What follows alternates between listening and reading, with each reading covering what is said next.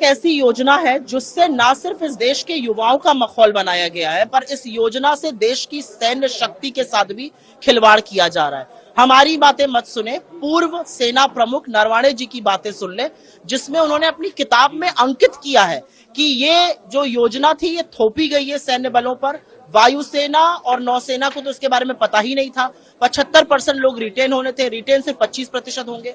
मुझे लगता है कि ऐसे वक्त में जब युवा बेरोजगारी से तबाह है, जब 45% के सबसे ऊंचे स्तर पर बेरोजगारी है, ज्यादा से ज्यादा रोजगार बनना चाहिए और स्थायी रोजगार बनना चाहिए।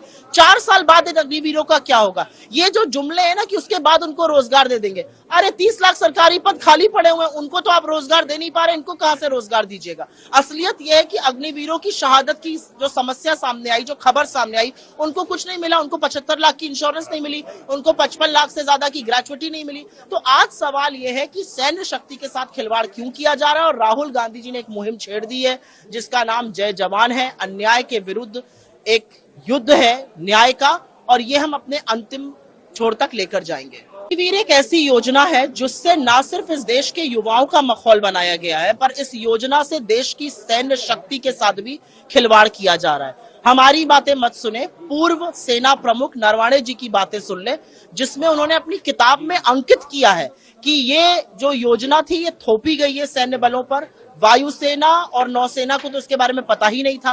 75% लोग रिटेन होने थे, रिटेन से 25% होंगे। मुझे लगता है कि ऐसे वक्त में जब युवा बेरोजगारी से तबाह है, जब 45% के सबसे ऊंचे स्तर पर बेरोजगारी है, ज्यादा से ज्यादा रोजगार बनना चाहिए और स्थायी रोजगार बनना चाहिए।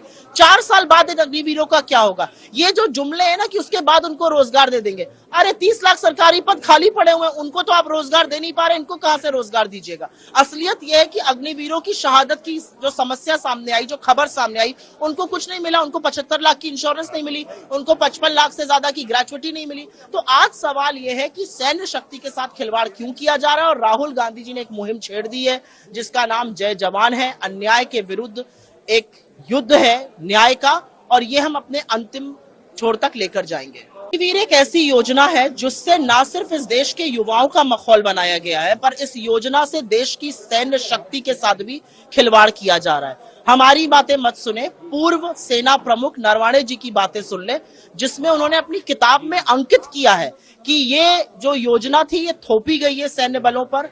वायुसेना और नौसेना को तो इसके बारे में पता ही नहीं था। 75% लोग रिटेन होने थे, रिटेन से 25% होंगे। मुझे लगता है कि ऐसे वक्त में जब युवा बेरोजगारी से तबाह है, जब 45% के सबसे ऊंचे स्तर पर बेरोजगारी है, ज्यादा से ज्यादा रोजगार बनना चाहिए और स्थायी रोजगार बनना चाहिए। 4 साल बाद इन अग्निवीरों का क्या होगा? ये जो जुमले हैं ना कि उसके बाद उनको रोजगार दे देंगे, अरे 30 लाख सरकारी पद खाली पड़े हुए हैं, उनको तो आप रोजगार दे नहीं पा रहे, इनको कहां से रोजगार दीजिएगा? असलियत यह है कि अग्निवीरों की शहादत की जो समस्या सामने आई, जो खबर सामने आई, उनको कुछ नहीं मिला। उनको 75 लाख की इंश्योरेंस नहीं मिली, उनको 55 लाख से ज्यादा की ग्रेचुइटी नहीं मिली। तो आज सवाल यह है कि सैन्य शक्ति के साथ खिलवाड़ क्यों किया जा रहा है? और राहुल गांधी जी ने एक मुहिम छेड़ दी है जिसका नाम जय जवान है। अन्याय के विरुद्ध एक युद्ध है न्याय का, और ये हम अपने अंतिम छोर तक लेकर जाएंगे।